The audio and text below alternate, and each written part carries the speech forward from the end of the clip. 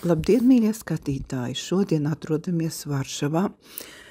Es nolēmu padalīties ar kādu interesantu notikumu, kas risinājās pirms vairāk nekā 20 gadiem tieši Varšavā.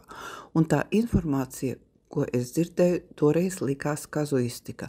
Pašlaik droši vien, ka nē. Un tātad tas notika 1999. gadā, kad visa planēta gaidīja 2000. gadu milēniumu.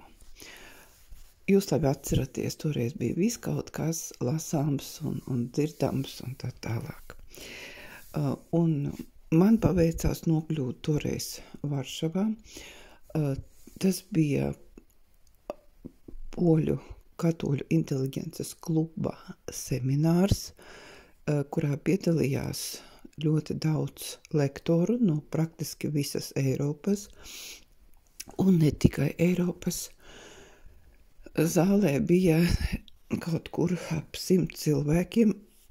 Es tā precīzi neskaitīšu, bet zāle bija paliela un pilna. Un mēs 2 dienas no rīta līdz vakaram klausījāmies dažādu speciālistu uzstāšanos.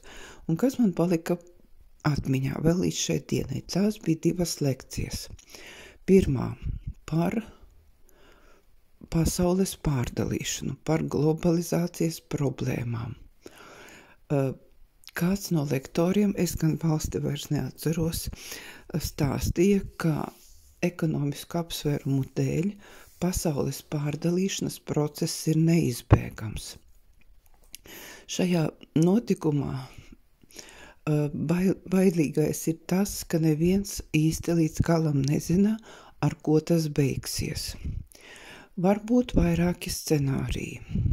Varbūt, piemēram, Amerika paņem valdību pār visu planētu.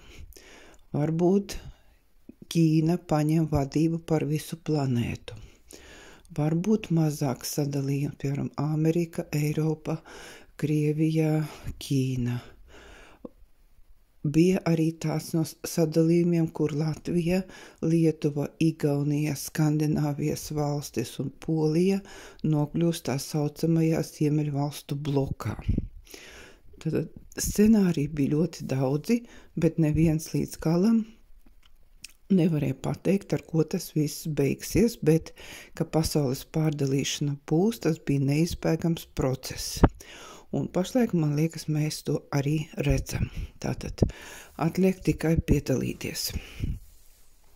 Otrais punkts, kas man palika atmiņā, tas ir par bezdarbniekiem. Tas gan bija zviedru antropologs, ja es nemaldos. Viņš prezentēja savu pētījumu, kas notiek ar cilvēku smadzenēm, ja viņi ilgstoši ir bez darba. Tātad, ja cilvēks ilgāk nekā 9 mēnešus ir bez darba, tad tajos smadzeņu centros, kas ir atbildīgi par to, ka mēs gribam strādāt, mēs gribam mācīties, attīstīties un tā tālāk, iestājas neatgriezeniskas izmaiņas. Un šie cilvēki, nokļuvuši labvēlīgos apstākļos, nemaz vairāk negrib strādāt. Tālūk. Redziet, mīļie cilvēki, pašlaik mēs dzīvojam tajā laikā, kad ļoti daudz, kas daudziem nav skaidrs. Un tāpēc es pavisam nejauši atcerējos šo informāciju un nolēmu ielikt publiskajā vidē, varbūt kādam kaut kas noder vai paliek vieglāk domāt vai pieņemt kaut kādus lēmumus. Jā. Ar Poliju mūsu valstī vienmēr ir bijušas ciešas saiknes. Latvijā dzīvo ļoti daudz poļu, arī latvieši dzīvo Polijā, un arī PSRS laikos Polija mums daudz palīdzēja, tad, kad faktiski neviens cits mums nav palīdzējis. Tāpēc Polija mums labs kaimiņš.